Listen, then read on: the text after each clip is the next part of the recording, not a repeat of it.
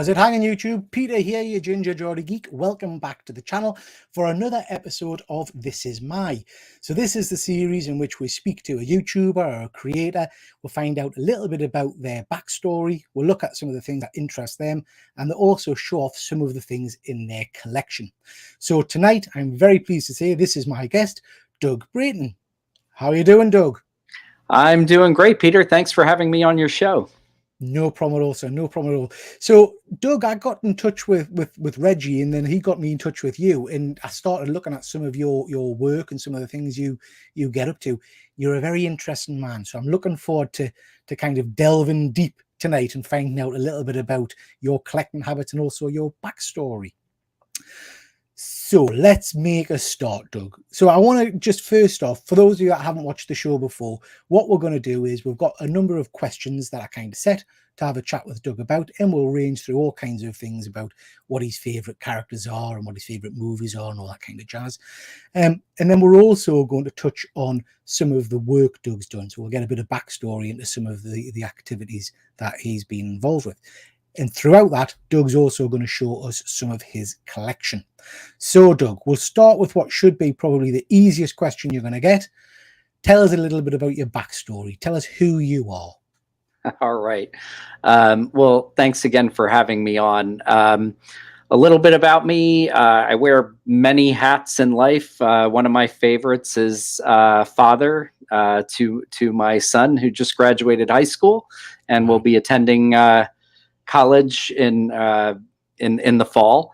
But another hat that I love is writer and cartoonist. And for about 15 years, I was a syndicated newspaper and magazine cartoonist. I did comics for magazines like Mad Magazine and Nickelodeon Magazine.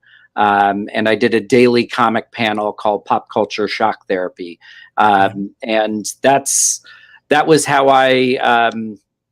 I guess first started out in the comics and cartooning world, and got to use my writing skills, which is I really enjoy and love. And now, which I'm sure we'll talk more about later, I write a comic series called Isolation. Tremendous. Did you mention Mad Magazine there? That's a big name book. So yes. How long did you work for Mad? Well, I was a freelancer, which pretty much all of their cartoonists were. I was in a handful. I wasn't one of the usual gang of idiots, but I am a member of the National Cartoonist Society and the Manhattan chapter, and I've gotten to know quite a few of the other more regular Mad cartoonists, including one of my personal favorites who just passed away earlier this year at the age of 102, Al Jaffe. Who did every single one of the back cover fold-ins. That's what people would most likely know Al for, although he did a lot of other brilliant stuff like snappy answers to stupid questions and things like that. So fantastic. So an interesting career then, a lot of stuff going on there. Doug, so what we normally do is when in between each question, we'll get people to show us something from their collection. So I've asked you to bring a few bits and bobs along. So would you just show one of the items that you've brought?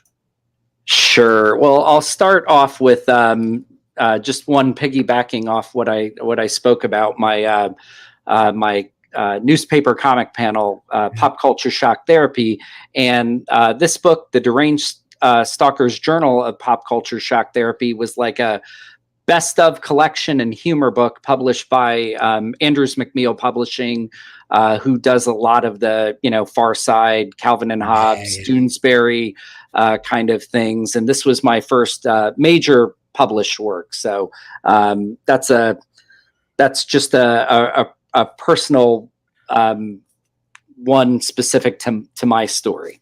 So I'm loving the cover of that, Doug. Just show us that one again, please, mate. Sure. So yeah, so I'm a bit of a horror fan, and I know some of the guys who watch my channel are horror fans, and I am loving that. That is superb. Have to get myself a copy of that. That sounds right up my street. Sounds very, very cool. Okay, just before we move on, I just want to say a quick hello to the people in the chat. See who we've got. We've got good old StreamYard as usual. Thank you for joining. We've got Jack. Always good to see you, Jack. Thank you for joining, my friend. We've got Deadman. Always a pleasure. And we've got John. Nice to see you. Thank you very much for joining. We've got my friend GP Venom. Always a pleasure, GP. And we've got Kenneth. Nice to see you, Kenneth. Thank you for joining. And we've got Andy from Perpetual Comics. Always nice to see you, Andy. Even folks, welcome to the Triple G Empire. Yeah, not quite Empire, mate. But yeah, always nice to see you. Now, this man is one of the most important people in YouTube, Doug. This is Fuzzy Dunlop. He's like the godfather of comic book YouTube. If Fuzzy's not on your show, you might as well just stop. Do you know what I mean? Fuzzy, thank you very much for joining, mate. Always a pleasure. Oh, and we've got Pad Bear. Thank you for joining, Pad Bear. Again, always a pleasure. We have got my friend Ben, the attention-seeking geek. Thank you for joining, Ben. Ben's a massive horror fan, so he'll be interested in that book you've just shown us. Awesome. Okay, Doug. So we've had your backstory. I want you to tell us a little bit about this. So this is Isolation issue number 1. Excuse me. Where did this come from? Because I've read this, Doug, and it's an interesting concept. I couldn't put it down. So where did this come from? Well, thanks so much. This is really a passion project that I've been working on and off for a decade. And originally, the idea came to me when I watched the television series Lost, and I loved it, but became very frustrated because it was a mystery series. For those of us who watched the whole thing, may have known where they were going at the beginning, but because it extended and it kind of went off track, and there were a lot more questions asked than answered. And that got me interested in writing a mystery series, but that was fully well thought out and connected all of the dots. And I spent a lot of time kind of, just playing around with ideas in my notebook. And when I finally kind of figured out where I wanted everything to go and connect, I started writing it. But although I originally thought it would make an excellent streaming series or comic series, from working in the comics industry, I know how hard it is to get an ongoing series greenlit. So I wrote it in novel form and was revising the novel to query to agents and publishers, because I figured it'd be way easier to get it published as a novel than a comic series. And just through a series of wild happenstance, which I'm sure we'll get into later, I was able to pitch it as a comic series to a smaller, newer indie publisher, Swolger Publishing, and it was greenlit. Yeah. So you've said a few things there, Doug, that trigger some of my YouTube colleagues. So Lost is something we talk about a lot because we've got a guy who's in the community who is absolutely obsessed with Lost. Now, I'm very much of the mindset of you've just described. I loved it at first, and then I got lost. And and as Fuzzy is saying here, 15 years on, and he still doesn't know where Lost was going. But this story, Doug, Isolation, that's not going to give with that, is it? You've got a definitive start, middle, and end, I assume. I literally have detailed outlines of questions that are asked and when they are answered and how. And I feel that they connect in a way that readers will really enjoy, who put in the time and patience and stay with the series. All will be revealed. So there's a few comments here about the artwork. Fuzzy's loving the middle cover. I have to say, I think that Axe cover is phenomenal. I love it. So I've read this today. I picked up I got a copy of Reggie, and I had a read of it today. And I love a good crime story. I like a good mystery. It's fair to say, I don't want to spoil it for people, but it's fair to say it jumps around timelines of this town Isolation. And I loved it. I found myself wanting to know what was happening next. The last page threw us a complete loop. I thought I knew what was going on. Then I thought, what the hell? Where's that come from? But it did its trick for me, Doug. It made us want to pick up the next issue. So yeah, I thoroughly enjoyed it. And I would recommend anybody in the chat goes and picks this up. And we'll talk about where you can get it from in a bit. Sure. Okay, I was just checking the comments there. Dead Man, how do we get a copy? We're going to cover that in a bit, mate. So we'll come to that a little bit later on in the show. But you can get copies, and we'll talk about that in a bit. Okay, Doug. Trying to get in depth with Doug, find out a little bit more about you, sir. What is your favorite movie and why? This is an extremely hard question for me because I have many favorite films in different genres. So picking one is nearly impossible, but I would say the film that captured my imagination when I was 5 years old was the original Star Wars, now called Episode 4, A New Hope. And it was just Star Wars back then. But that really hooked me on movies. And if I had to pick one, I would say it is the original Star Wars. So two interesting things here then, Doug. First of all, you're in good company because my channel is a lot of Star Wars fans. We talk about Star Wars a lot. In fact, some of them went to Star Wars Celebration in London. Oh, wonderful. That's fantastic. It was phenomenal. I have to say. Now, Jack's just jumped in here.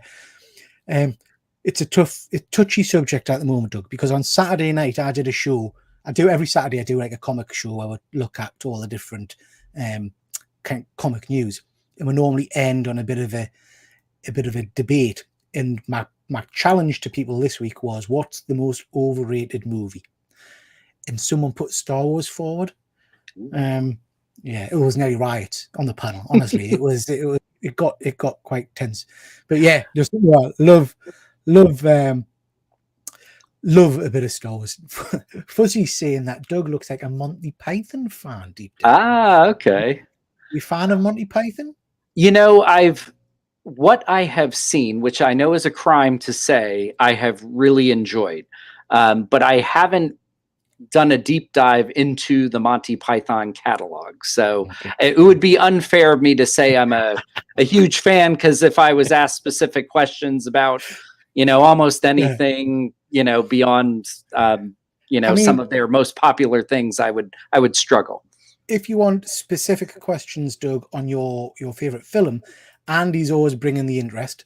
Favorite Ewok? Oh, goodness.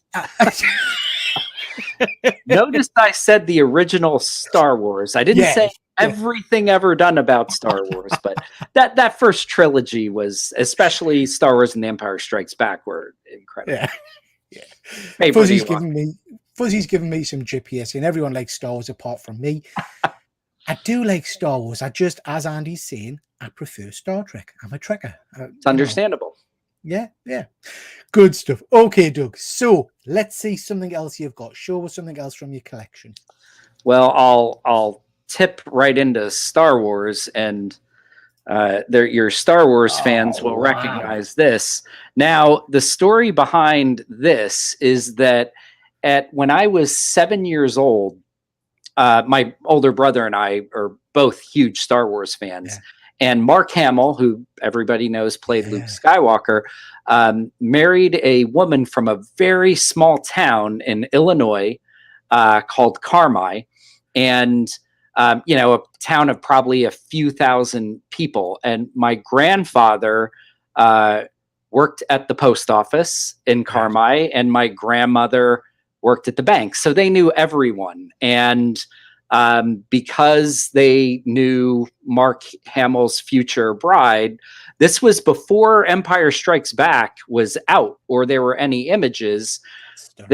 Mark Hamill signed this for my brother and I. And as someone who had only seen Luke Skywalker on, Tatooine and in an X-Wing fighter, to see this picture of him, all dressed up in winter gear on this monster. It was just amazing. So that's a cherished memory because of my grandparents who have both passed, but who I love dearly, and my love of Star Wars. What does it say on it, Doug? I couldn't quite make that out. Oh, sorry. It says, "May the Force be with you, Mark Hamill." Tremendous. Absolutely tremendous. That is stunning. I like that. I like that a lot. Okay, Doug. Next question for you. Do you have a claim to fame? Have you ever met anybody famous, or have you ever? I mean, in your career, I would imagine you've interacted with a lot of artists and writers and things like that. So, what's been the standout for you? Do you think? That's tough because through working in the comics field, I've met a number of incredibly talented writers and artists and cartoonists, and I already spoke about Al Jaffe a bit. So I don't know. Beyond that, I did have, and I didn't bring this out in my collection just as an interesting story, but an editor who I'm friends with, Charlie Kochman, found an unknown cartoonist and got his book published. And before the book was out, I was at New York Comic Con and I went to visit Charlie and got a copy of this book signed by this, new creator. And when he signed the book for me, a very, very nice guy, I asked him if he'd mind sketching it, which in the newspaper humor comic world's a pretty normal thing to ask. You probably wouldn't ask a comic artist to do that. That'd be a commission, but a 30-second sketch. And he was incredibly honored because he had never been published in print before. And he said, no one's ever asked me to sketch anything before. Yeah. So on a lark, I said, well, you should write that in the book. It'll be worth money someday. And he did. And that cartoonist is Jeff Kenny, the creator of the Diary of a Wimpy Kid series. So it now has about 400 million books in print. And I have the signed, sketched first ever in a book annotated by Jeff Kenny. So and I've read a lot of those books. Great series of books. I read them with my son when he was younger. Yeah, that's a superb story. I like that one, Doug. Very cool. Very cool. And it just shows, isn't it? You don't know who you're talking to at the time. People can grow and develop in all kinds of ways. Yep. Right, Doug. Tell Will a little about this. So we know a little bit about the first issue, and then the story kind of progresses. So just kind of don't spoil it, obviously, but bring Will a little bit up to speed with where we're going. Sure. Well, I mentioned that Isolation was a mystery series, and you mentioned it takes place in different time periods. And essentially, the overarching story is about a researcher in the 1990s, actually in London, who has discovered information about this secretive hidden community isolation in Louisiana and in America that has disappeared, kind of been erased from existence. And through her research, she finds out there are three time periods of murder: 1869, 1919, and 1949, which all coincide with specific elements of U.S. history. And the first four issues, which issue number 4 is actually at the printer right now, so it will be shipped later this month. But this is kind of the beginning of the first book, which primarily focuses on that 1869 time period, which connects to the Reconstruction of the United States South era just after slavery was abolished in the U.S. Yeah, superb. Now, I haven't really touched on the artwork, Doug. So the covers, first of all, you've got some great variant covers. I've had a little Thank you. But the interior art as well is stunning. So who's your artist, and how did you go about picking an artist for the series? So our cover artist is Delia Gunderson, And she also did all of the interiors on issue 1 and 2, and part of the interiors on issue 4. She's part of our team. The interior artist for issue 3 and the primary interior artist for issue number 4 is Chase Cowan. And we've assembled a creative team through, if any of your community is familiar with Joe Kubert, who is a legendary artist. He actually started a essentially a trade school for comic and cartoonist artists in the late 70s. And it happens to be 10 minutes from my house. And I grew up taking classes at the Saturday classes at the Kubert School. And we assembled our entire team of creators, including a number of other people, our letter, Beth Charland, who also is a variant cover artist, as well as some of the other artists, all come from the Kubert School. Superb, yeah. I remember seeing back in the comics, back in the days, the adverts for the Kubert School, in the Marvel comics and things. Yeah, superb. Absolutely. Fuzzy is just commenting there that he's absolutely loving these covers. Yeah, they're absolutely superb. Really, really enjoying them. And we've got Phil from Phil's Nerdiverse has just joined. Thank you very much for joining, Phil. Always appreciate you, mate. And Pad Bears just in Kubert School has produced some real legends. Yeah, some superb work.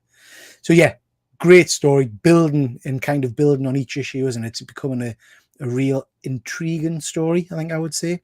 Thank you. Really cool. Okay, Doug. Now, I don't know if you spend much time on YouTube, or is there a YouTuber channel that you would direct people to? Is there something that you enjoy watching yourself?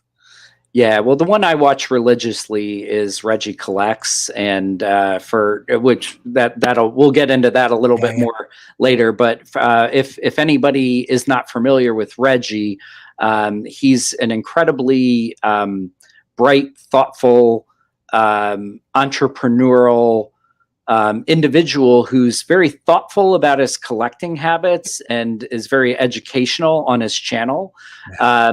But also is a true go-getter and always looking for ways to bring new and creative content to the comics world. And he actually founded Swolger Publishing, and I was very fortunate to get to work with Reggie a bit and then have the opportunity to pitch Isolation to him. So, but his channel is phenomenal, and that's how I met Reggie through his channel.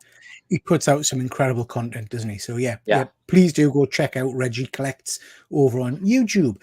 We've got 20 people watching, so please do consider liking and subscribing to the channel, hitting that little bell notification and all that jazz. We've got my pal Dave joined. Thanks for joining, Dave. Always appreciate. And we've got Comic Book Cuba. Thank you very much for joining. Okay, let's see something else from your collection, Doug. What else have you brought to show? All right. Well, my first collaboration with Reggie was we co-wrote a guide to smart comic collecting, and this is actually the second print of the book. We sold out the first print run, and this also has special significance because my brother Dave, my older brother Dave, who we grew up writing and drawing comics together, actually drew the cover. And one of our childhood friends, who's a very talented artist, he's an art director for a ad firm, did the colors for it. So not only is it our first published collaboration with Reggie, but it also includes a couple of very important people, my brother Dave and my good friend Adam Shermer. Yeah. It's a stunning cover, that actually. It's really, really cool. Dave's just saying it's a great cover. Yeah, I haven't got a copy of that one yet, but it's something I'll pick up because Reggie, like you say, is he's a guy that's been around for a while in the comic book community. I started my YouTube channel 2.5, 3 years ago or something, I think it was, and he was one of the go-to channels to learn and to kind of develop. And he's just got such a smooth way about talking and presenting. So yeah, really do recommend people go and check out Reggie Collects because it's superb. Okay, Dave, I'm calling you Dave because I'm looking at the chat there. Doug, tell us a little bit about what a perfect day in your world would be. What would be a day that just is perfection? spending time with my son, um, and probably watching baseball. Yeah. I'm a huge baseball fan. My son played baseball. I coached him. So beyond just being a lover of the game, that has special significance to me. And probably getting to spend some time writing or reading comics. That would be a great day.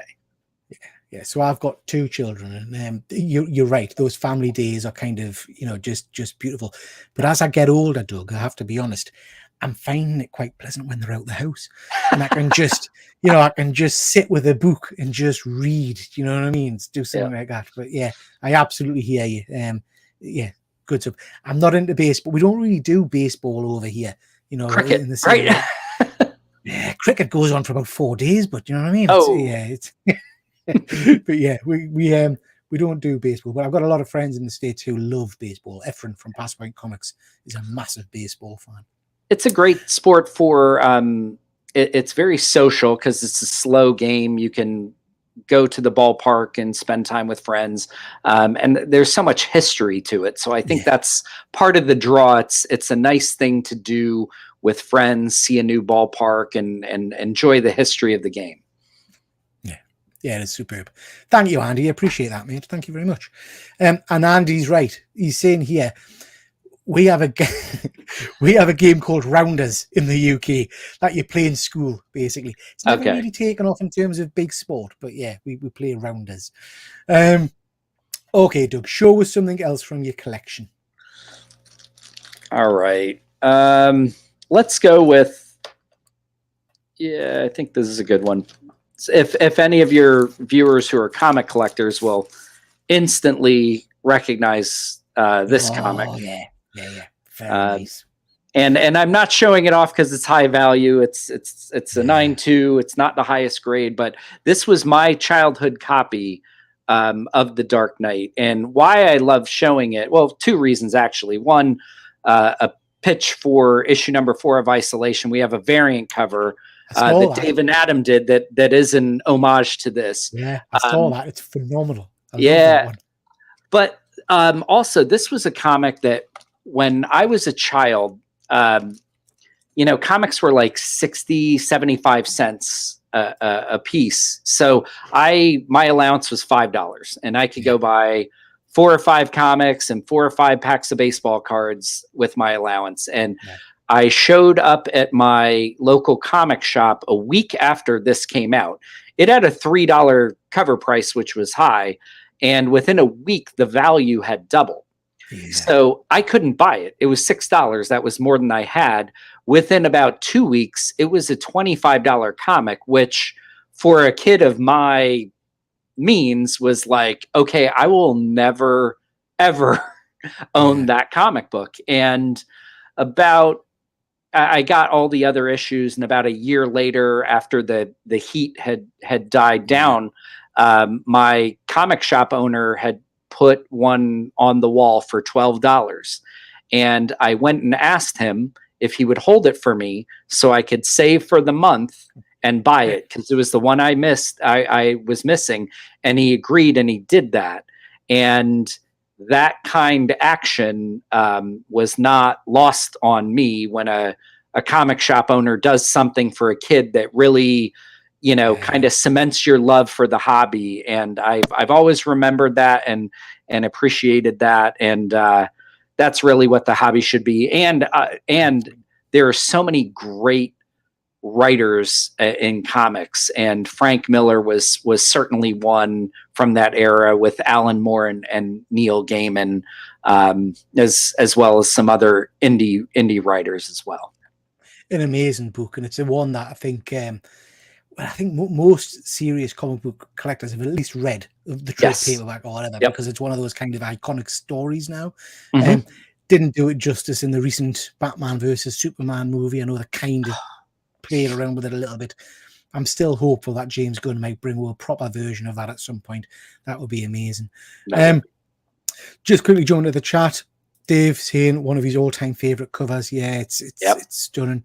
I still have that same issue with comic prices. Yeah, the comic prices these days are very, very steep.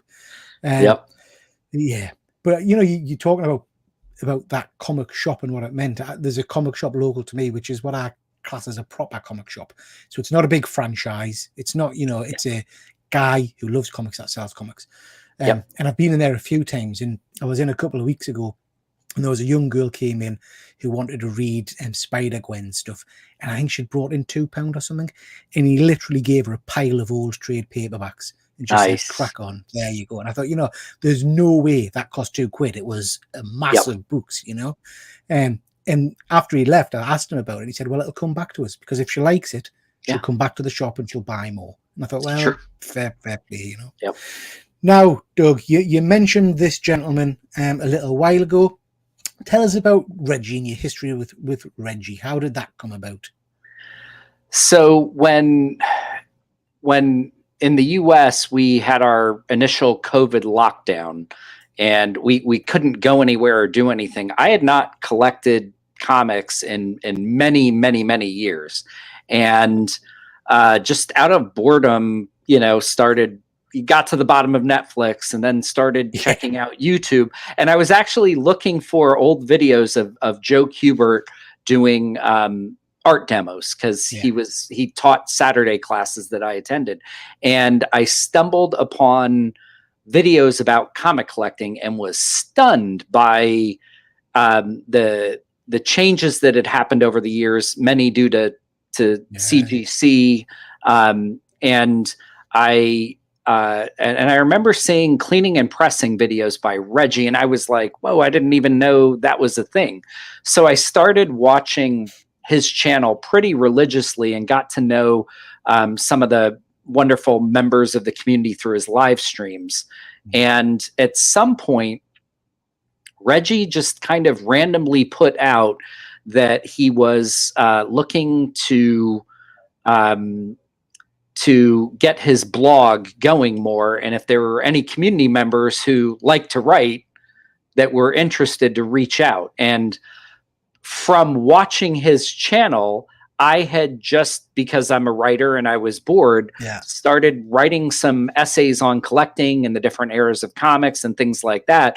So I just messaged him and said, hey, I wrote this. It's a longer thing, but it could probably be broken down into a few blog posts. And he was like, hey, this is great. Do you have anything more? And I started regularly writing for his blog. And that eventually led to me being a guest on one of his shows. And then we eventually decided to write the Smart Guide to Comic Collecting as kind of a combination of his video content and my written content for his blog. Fantastic. So that relationship really kind of developed over the COVID period, and as I think a lot of channels and things in the YouTube universe did. So fantastic. I think one of the other things that really hooked me on his content, it's about comic collecting, but it gets into personal finance and goal setting and things like that are a little bit headier and a little more about not just collecting, but about life and how you interact in the world. And that really connected with me beyond just the comics themselves. So and Reggie, I've fortunately been able to, we've become friends over the last 3 years. And, he had to put up with me for a week when we were at San Diego Comic-Con together last year. And he's a great guy. And I appreciate him as a human being too, not just as a content creator. Good stuff. Thank you for that, Doug. Okay. Next question for you. Who's your favorite superhero? Who's your, if you could, let's change this around a little for you, Doug. Okay. Because normally I ask people who their favorite hero is. If you could pick one hero from the Marvel DC Image kind of catalog to write and be the permanent writer on it, who would that be? Who would you choose to do? Batman. You didn't hesitate there, did you?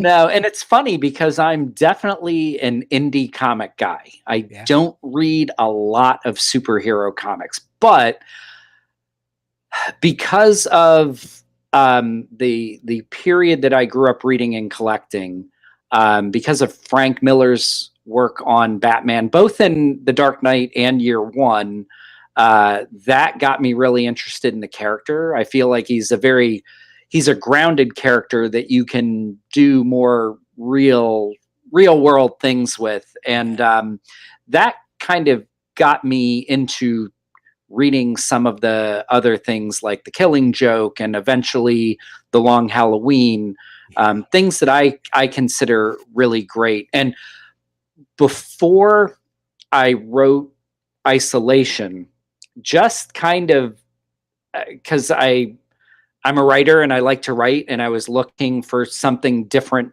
to do. I wrote a draft Batman graphic novel, knowing that I had probably no shot at ever seeing it published. I was just like, I just want to write something that I would love to write for me. So I have a script for a mini series and a follow-up drafted and an outline for a third. So if DC ever's looking to make that call, I'm ready, Peter. Well, apparently they watch. Apparently they're big fans of my channel, so I'm sure they'll be in touch. There you go. Absolutely not. So Andy's just saying here, I don't know if you read much of the regular, the newer books. Night Terrors is DC's big kind of mini series thing at the moment. It's not the best, I have to say. It's worth checking out. I'll check it out, but I definitely am more of an indie guy, and that's usually my go-to read. So. Yeah. Same here. I've moved away and moved on to kind of indie stuff as a much more regular read these days. Yeah. And Pad Bears here saying you need to pitch it to DC. They need some quality Batman at the moment. Absolutely. I used to do a series, Doug, which you would have been welcome on because I think you would have been great in it, called What If, which was we were basically me and a panel of guys picked a character, so Batman, for example, and your job was to redesign it. So you had to give your story of Batman, your story of Superman, or whatever. Oh, that's awesome. Yeah, it was good fun. It was a good fun. Okay, show us something else from your collection, Doug, please. All right. Okay. Well, this is kind of going along with the Batman theme. Wow, Jerry Robinson. I'm sure if any of your viewers are more historians of comics, Bill Finger, who co-created Batman with Bob Kane, was not given credit for many years. Also had an assistant, Jerry Robinson, and Jerry Robinson was a young cartoonist who co-created Robin, the Joker, and several other characters. And this is a signed copy that I got. There's Jerry. Wow. A signed copy I got from Jerry years ago. I met Jerry through the New York chapter of the National Cartoonist Society, and as proper cartoonists, we don't have meetings; we have happy hours. And and one evening, I went to a happy hour that was very sparsely attended. There were maybe 2 or 3 of us, which is not the norm. And Jerry wandered in, and I had no idea who he was. I hadn't introduced myself to him yet, but we sat there and we're talking. He was a very nice guy, and I introduced myself, and he said, "Oh, I'm Jerry Robinson. I co-created the Joker and Robin." And then he proceeded, out of his satchel, he pulled out his original. It's somewhat famous image. He kept the original Joker drawing that he did, and he pulled it out of the bag and showed me his original sketch of the Joker, which was incredible. And I immediately was like, "You need to put that in a safe." Yeah. Don't spill a drink. Do not spill a drink. Yeah. And I think he was a pretty savvy guy with his artwork. It might have been a copy, but if it was, he wasn't telling me that. He showed me the original. So wow, what a story! And one of the big things that I regret a little bit about living in the UK is that we don't get the comics, really. A lot of the big names, aside from your jocks and your people like that, it's US based. So we don't get to meet and bump into these characters, which is phenomenal. One of my big regrets is I would have loved to have met Stan Lee, but just never put that together, but stunning. so many Sorry. of the luminaries have passed away in the last Oh yeah.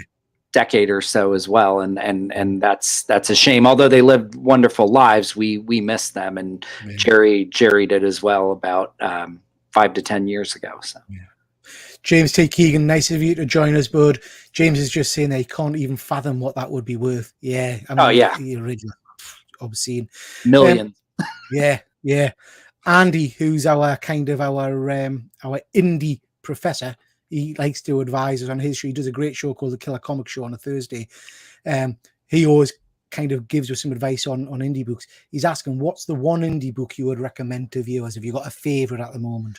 Ooh, if I can cheat a little and give more than one. Yeah. I mean, the one that I could easily recommend that all your viewers have probably heard of is Something is Killing the Children. Yeah. I think that's phenomenal. But if I can cheat and do two of my comics to show off,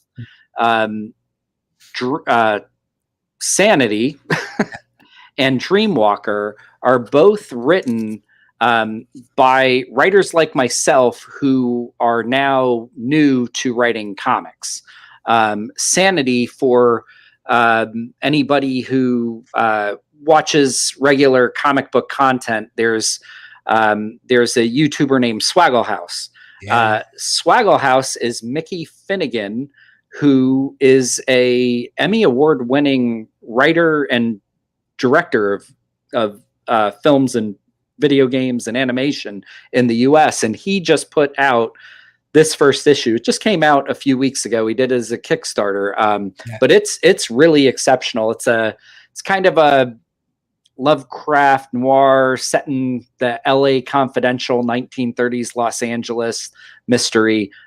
Really well written. I would encourage people to check that out. And then Dreamwalker is written by Mikey Sutton, who, if any of your viewers watch Lords of the Long Box, Mikey Sutton writes Geekosity, the online magazine. He's kind of the main editor. And he also has been a writer for many years.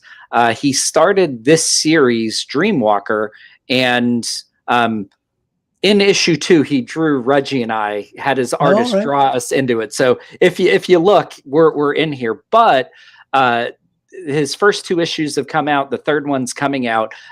This was picked up by a major streaming service and is in pre-production.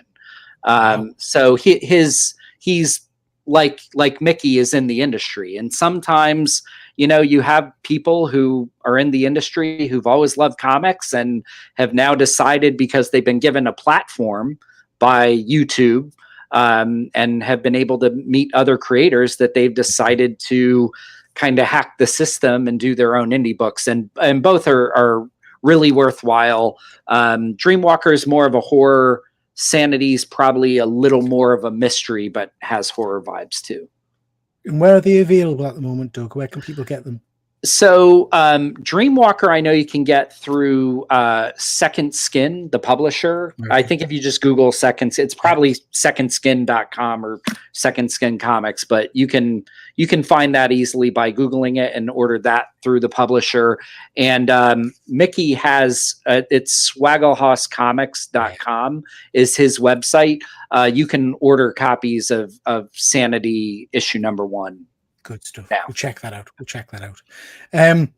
Okay, another question for you, Doug. Favorite villain? Who's your favorite super villain? Oof, I'm going to cheat a little on this one too. Instead of going with the super villain, if I can branch out a little into television and film, Ramses Bolton from Game of Thrones. I don't know if you've seen that. George R.R. Martin, I think, does a particularly fantastic job of writing characters that you just loathe so much. And for Game of Thrones fan, the character Joffrey was about I couldn't imagine hating a villain more than Joffrey. And then Ramsay Bolton comes along, and it just... it was kind of a master class in writing a truly horrific villain, and that just sticks out to me. And I will say that on the television series, the actor, and I apologize, I'm blanking on his name, who portrayed him, I think did a phenomenal job. That was such a well cast series. So Ramsey Bolton would be my villain of choice. No, I'm with you. A lot of fans on my channel for the Game of Thrones series.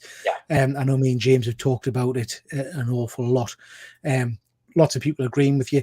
What are your thoughts on House of the Dragon or House of Dragons? Did you enjoy that? I actually really liked it. I thought it was well done.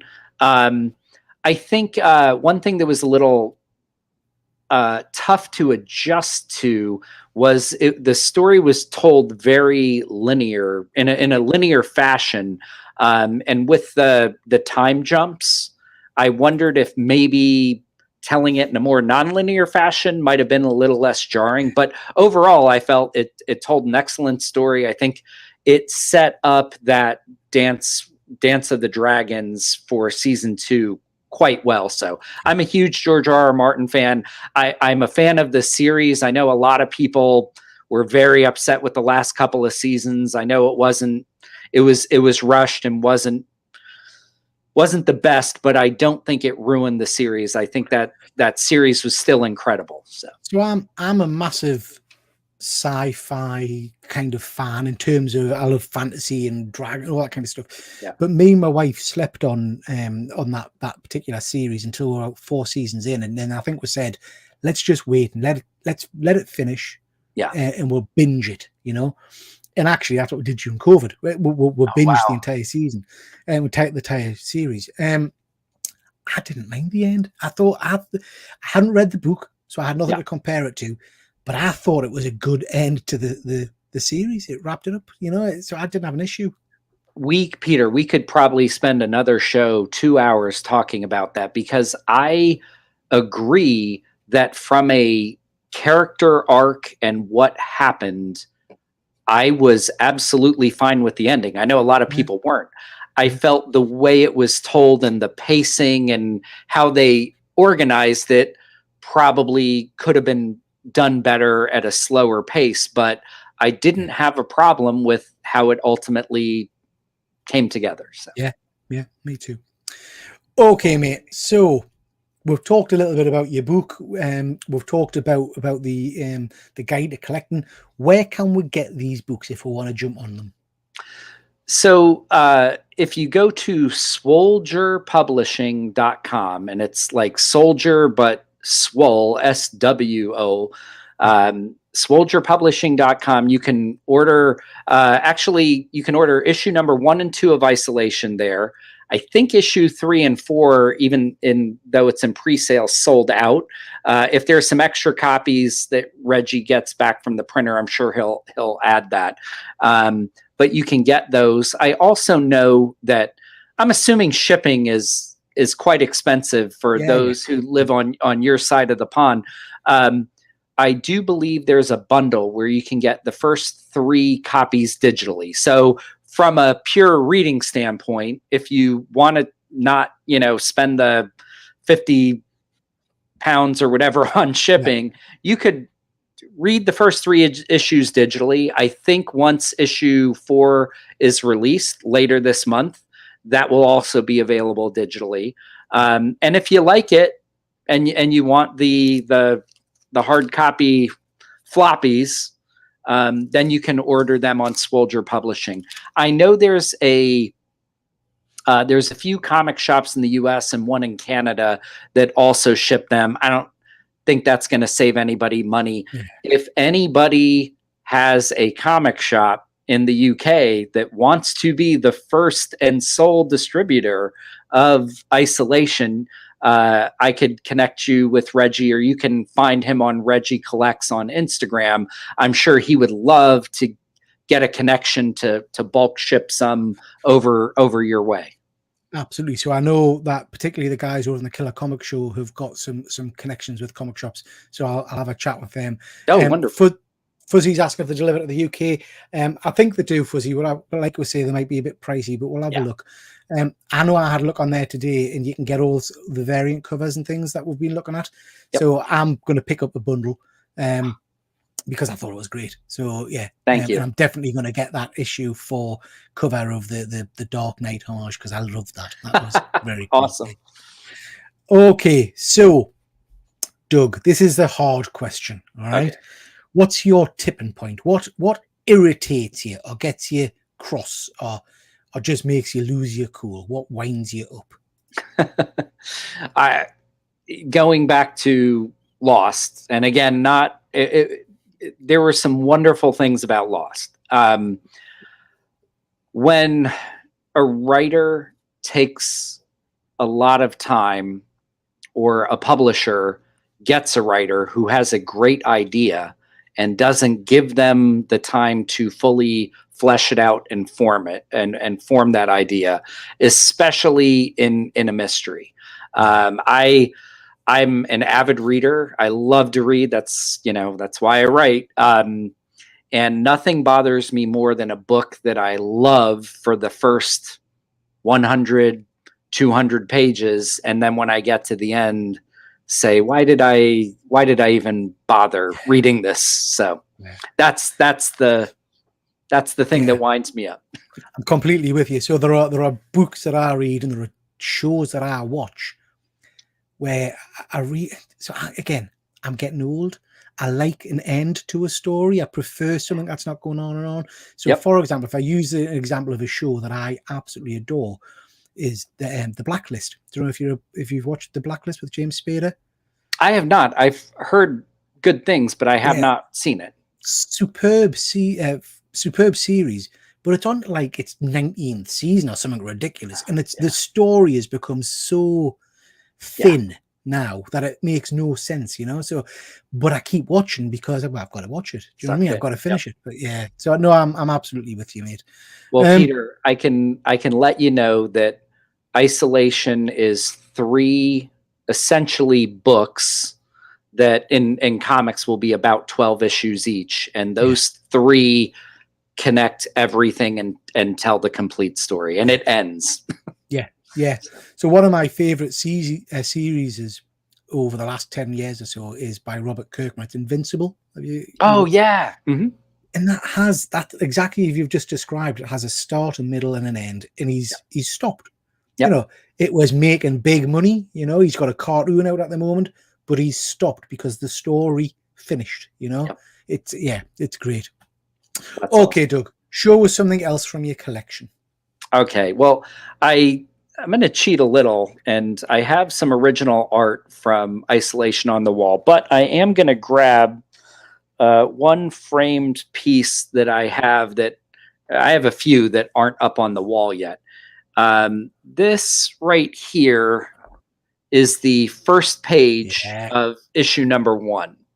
And what I love about it is that I know as the writer, there are so many things here that have far more meaning and people aren't going to know what they mean for about another 20 to 30 issues. But I just thought Delia did a great job capturing them.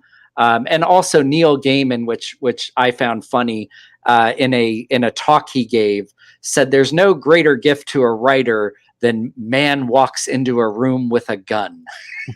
and there you go. So stunning. Stunning. I wanted to share that. Yeah, very, very nice. And again, I love a series where you get to a point in the story and all of a sudden something clicks and you have to go back and you think, how did I miss that? Or why, I didn't. So there's a guy called John Lees who did a series called Hotel, which is a horror anthology book. But basically each issue tells a story. But then by the end, it's all interconnecting and linked in. And when you go back, you see the characters from issue 4 have kind of appeared in issue 1, but you never realized. You didn't know what they were doing or who they were. And I like that kind of intricate linking, It's very cool. I love that. And that's Hotel. Is that available in a trade? Yeah. So Okay. it's on to volume 2 now. But basically, I mean, I like an anthology story, Yeah. you know, and it's all set within this hotel, Okay. and each issue is a horror. But yeah, very, very cool. I'll check that out. Yeah. Okay, mate. So, what advice would you give to any aspiring writers out there who are thinking they might want to just start to dip the pen in their ink and start doing some writing? You know, probably the best advice that I could give is create time to actually do it, because there are a lot of people who have wonderful ideas, but never put pen to paper or fingers to the keyboard, and get it down. And I think it's a hard thing to break in professionally to any creative field, but the only people who do it are the ones who do it, meaning the ones who do the work. So if you've always wanted to, whether or not your first story that you write or your first book that you write gets published, do the work, find a schedule that works for you, complete a project, whether it sells or not, and then do it again, and then do it again. And eventually, if you do that, you'll improve, you'll get better. Hopefully, along the way, you'll start to network and get feedback, and you'll accept criticism graciously and improve. And by doing that repeatedly, you dramatically increase your chances, if you have a story to tell, of getting that story out to an audience. I think that's fantastic advice, Doug. And I think, there are like you say, so many people who have these ideas or whatever, but it never becomes action. So just, set time aside to try and commit to it. I think it's fantastic advice. That's great. Thank you very much, Doug. Okay, last item to show, Doug. What are you going to end on? Oh man, that's a tricky one. Okay, I'm going to pull out the first indie comic that ever captured my imagination, and that was Elf Quest. Oh wow, yeah, by Wendy and Richard Pini. And this is for the collectors out there. They'll notice the old maroon labels that were modern. CGC in its first year had a modern comic designation that was maroon, and then they stopped doing that and changed them all to blue. I've never seen a maroon one. Yep. So you now you can look for them, but really I just picked this up because I started out reading all superhero comics, and somewhere along the way, like an older kid in middle school or high school told me about ElfQuest, and also Mage, that was Matt Wagner's Mage. And once I started reading those, but particularly those first 20 magazine-sized ElfQuests that have now been turned into trades, those just really captured my imagination and opened that door of, oh wow, this comics can be something very different. And I would say that my now favorite comic series is Neil Gaiman's Sandman series, but ElfQuest really opened my mind and my vision to comics that were not just superhero comics. And absolutely, Doug. And I think just for anybody that's watching, I think we do become a bit pigeonholed into Marvel, DC, men in tights, superheroes. Over the last couple of years, I've really branched out into indie, as we talked about earlier, and there's such a wealth of great stories out there. I do a show on a Sunday night with some of my friends on YouTube where we'll look at the last week's comics. Oh, cool. And what all the ones at the moment that are really hitting tend to be indie. So I don't know if you've read Something Epic is absolutely phenomenal. I saw on YouTube someone recommended, I hadn't heard of it, went to one of my LCSs and just picked up the first 3 issues 2 days ago. So it's on my stack to read. So what I would say, Doug, is the one where, like you've just said, you've got to kind of commit some time to read it properly because it's a bit wordy. But the artwork, the story, you'll have to message us. Let us know what you think because I think it's phenomenal, absolutely phenomenal. It's wonderful. Okay, mate. So we're coming to the end of the show. What I normally do now is ask people to talk a little bit about what's coming up on their channel, but let me know what's coming up in your world of writing. What books are you working on? Have you got anything in the pipeline? So I finished the script for the next issue, because issue number 4 of Isolation will be out later in July, or will ship later in July at least. The script is finished for the next issue. That will come out sometime in the fall. Between now and then, I will be at New York Comic-Con, and we're going to do some things. I'm not sure I'm allowed to say what we're doing yet for Isolation, because the next issue will not be out prior to New York Comic-Con. So there's going to be something special put out for Isolation for New York Comic-Con. So I can say that. Also, there's a YouTube channel, Anachronic Comics, that Joe, who I've become good friends with, who I met through Reggie, once a month does a show called The Comic Book Crowd. And I will be on that show on, I think it's this coming Friday night. So if anybody's interested in checking out a new show, although it's probably the middle of the night in UK time. I think it's like 8 o'clock Eastern time in the US. So, but I'll be doing that. Drop me the link outside of this, Doug, and I'll put it in the description of the video so people can check that out. Wonderful.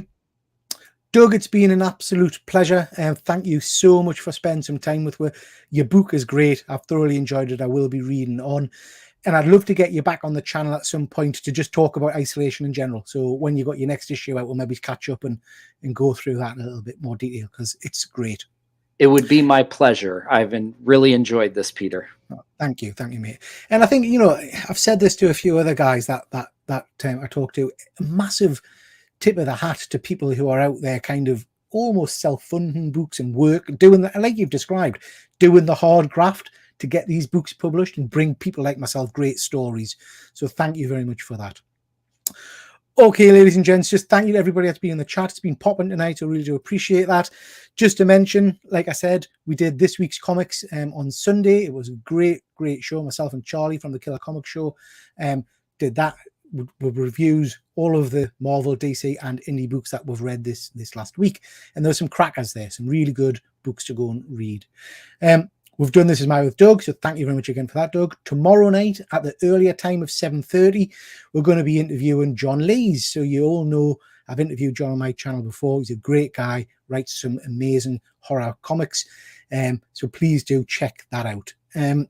After that, I'm heading over to Reviews with Rich's channel to talk about the latest Tom Cruise outing, Mission Impossible Dead Reckoning. Have you seen that one yet, Doug?